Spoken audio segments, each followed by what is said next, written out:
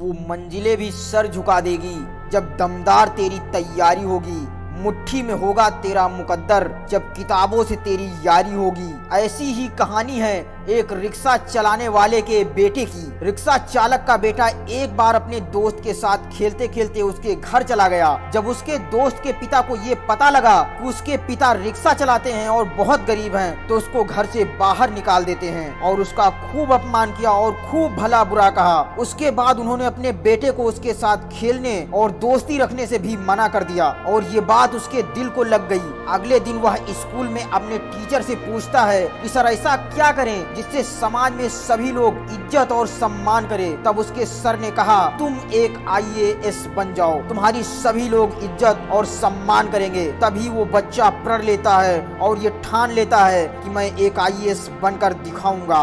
जी हाँ, हम बात कर रहे हैं बनारस के एक रिक्शा चालक के बेटे गोविंद जायसवाल की। गोविंद ने अपनी शुरुआती पढ़ाई सरकारी स्कूल से ही की। इसके बाद उन्होंने बनारस के हरिश्चंद्र यूनिवर्सिटी से गणित में ग्रेजुएशन किया। इसी बीच ब्रेन हेमरेज होने की वजह से इनकी मां की मृत्यु हो गई। इनकी मां का इलाज कराने के लिए इनके पिता ने अपनी सारी जमा पूंजी लगा दी, लेकिन फिर भी वह उनको नहीं बचा सके। समस्या अब और बड़ी हो चुकी थी, लेकिन किसी प्रकार से गोविंद के पिता ने गोविंद और उनकी 2 बहनों को किसी तरह से पाला।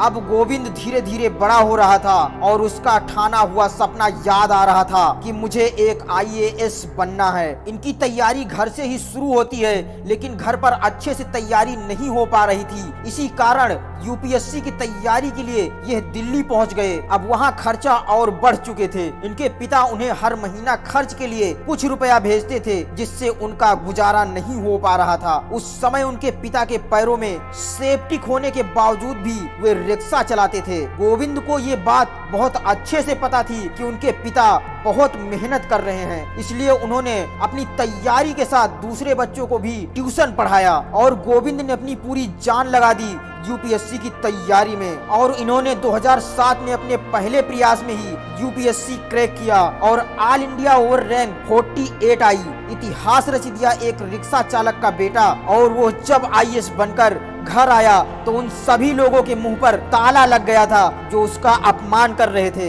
इसके बाद आपको बता दें कि गोविंद जायसवाल के ऊपर एक फिल्म भी बनी है जिसका नाम है अब दिल्ली दूर नहीं। इसीलिए तो कहते हैं सफल होने के लिए आपको अकेले ही चलना पड़ेगा। लोग तो साथ तब आते हैं जब आप सफल हो जाते हैं। इसलिए मेहनत तो हर फील्ड में करनी पड़ेगी दोस्त। बेकार पड़े रहने से तो लोहे में भी जंग लग जाती है। असफलता एक चुनौती है, इसे स्वीकार करो। क्या कमी रह गई देखो और सुधार करो।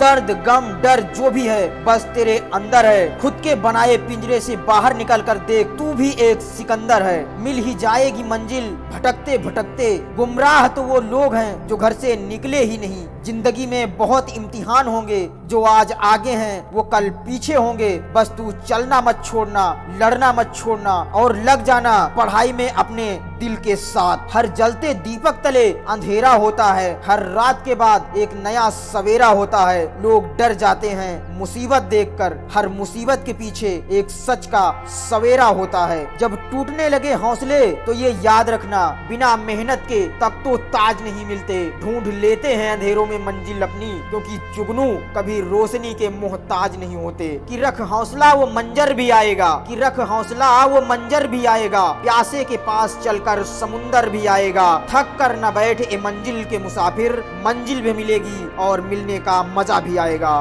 मंजिल भी मिलेगी और मिलने का मजा भी आएगा। जय हिंद, जय भारत।